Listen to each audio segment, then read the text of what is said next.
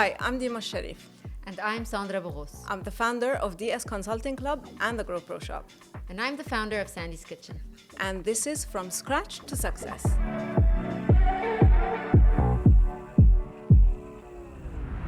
So you are an influencer and you have a lot of followers. Maybe you're a socialite and you have a lot of social contacts. But are your followers and social contacts enough to rely on in your business? Sandra, when she first started, before she started actually, she was and still is a food influencer. And maybe that love for food eventually led to her baking business. And she had a lot of followers. Let's ask her if that is enough to rely on in your business. Hello. Do you want the short answer or the long answer? The full answer.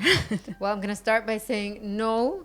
Like categorically, of course not. You are misleading yourself. You're lying to yourself if you assume that being like popular or a little bit big on Instagram means that your business is gonna flourish the next day. That is a complete lie. It's not true. If somebody tells you that it's true, you should know that they're lying. Yeah, and I cannot stress this enough because like I would have people come over to me and say like, if every one of your followers bought one cookie, that's it. You made your whatever. You made your fortune. And like, guys, that's really not true. It's really not how it works. So this is like, the short answer is no. I can go into the analysis of it and say, okay, guys, fine. I have 130 something followers, 130,000 something followers. And if you break down the numbers and you look at the insights of like, okay, who follows this account? First, you need to understand the way algorithms work and know that, of course, Instagram does not show your account and your posts to everybody who follows you. There's that factor. So you could take out half the people before you begin. And then we say, okay, so who follows me? Who could be a client? 10%, according to what I checked a couple of days ago, of the people who follow me live within the UAE. And then if you go down further to cities, you see that maybe 7% of them are in Dubai. So half of 7%, so that's 3.5% of the people live in Dubai and could be in my reach, and the actual physical delivery radius reach today. But of course that's not true because some people live on the outskirts. So what are we talking, 2%? 2%, and then you have to say, do they like cookies? Yes. So yes. Like in the end you have like 3 people who will buy from you. So of course no. So I'm sure you have more to say about this. So in terms of marketing, your followers, so in marketing, you know how when you do advertising, you have advertising campaigns that are for reach, for raising awareness, or for conversion. In marketing terms, your followers are good for your brand equity in general, your brand positioning in general. That has nothing to do with sales.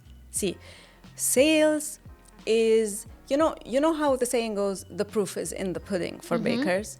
Sales is the pudding for your marketing efforts. If your marketing efforts are good and they're actually going in the direction that you want them to go, you will have sales. Part of your marketing is reach, which is the followers. Now, not to underestimate the followers, because the followers is, you leverage being an influencer, if you are one, as an opportunity. It's an opportunity to spread the word. It's an opportunity to reach more people. It's an opportunity to reach your target market. But they themselves are not necessarily a conversion like a sales. So they themselves are not necessarily customers. And so, yes, it is important. And in marketing, it is important to run both for your business. It's important to run reach campaigns, raising awareness campaigns. That's for your branding purposes. But it's also very important to do conversion campaigns. And conversion campaigns are all about sales. Yeah. Sandra, speaking of reach, speaking of raising awareness, let me use this and show you how hands-on how reach campaigns can work. Why Okay. do you think people should follow DS Consulting Club? Well, for starters, let's just say that it could be their safety net for whenever they need it. But on a day-to-day basis, they can get tips, they can learn, they can use it as an online resource that they can go to when they need something. They can also use it to reach out, Yeah. which is very important, and go like, hey Dima, what do you think of this? And Dima would be there to answer. Yeah.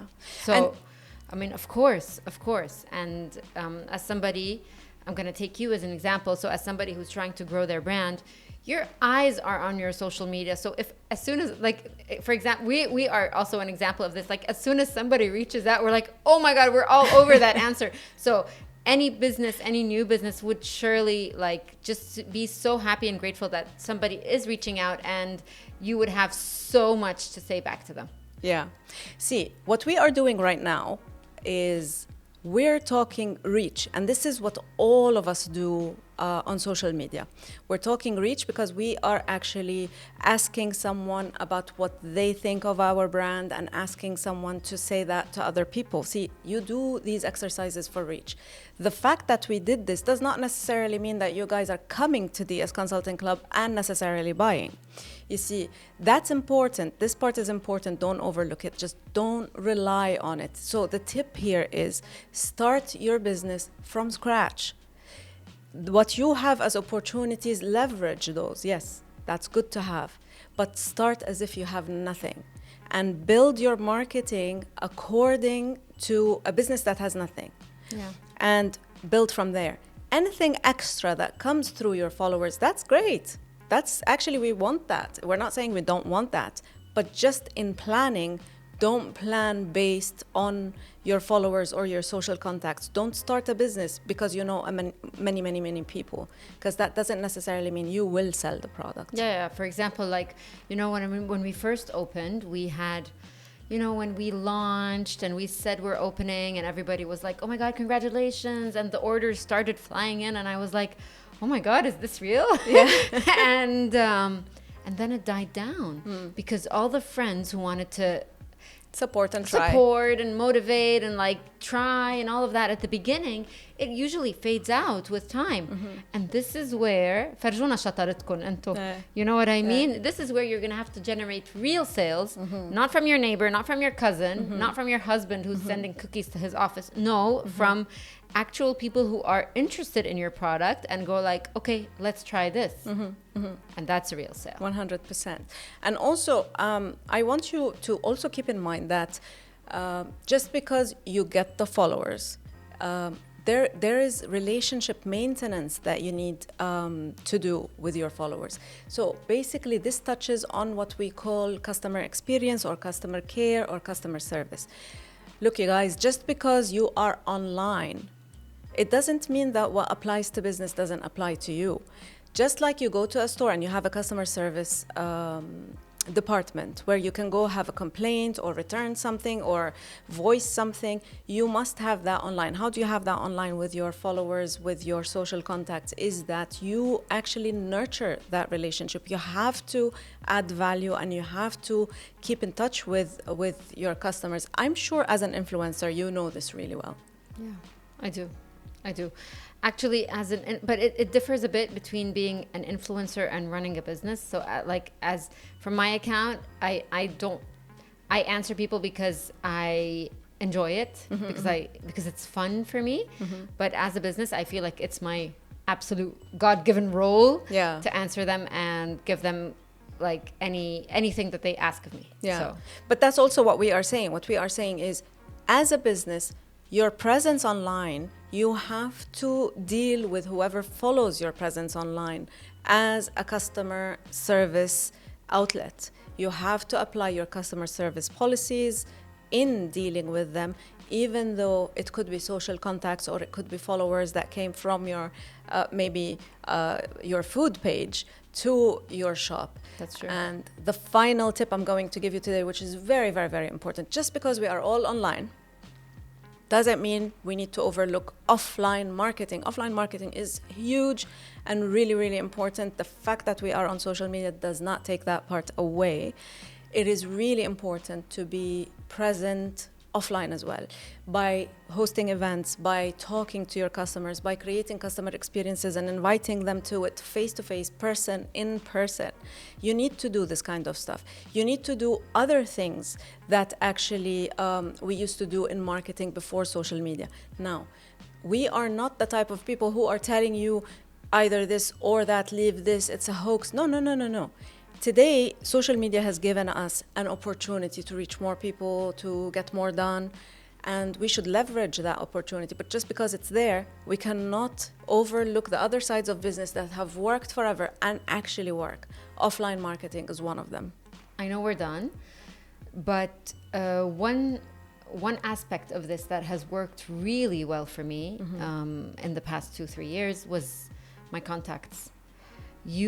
Using my contacts, reaching out to people that I don't know very well, but I know a bit, was very helpful. And you'd be surprised at who wants to collaborate, who wants to give you advice, who wants to give you feedback, who wants to give you their opinion, what they thought of not just a cookie, but like what you could do in this opportunity, let's say. So reaching out to contacts is a very, very big, important thing that I used to think was less important, but I've gotten so much out of my contacts.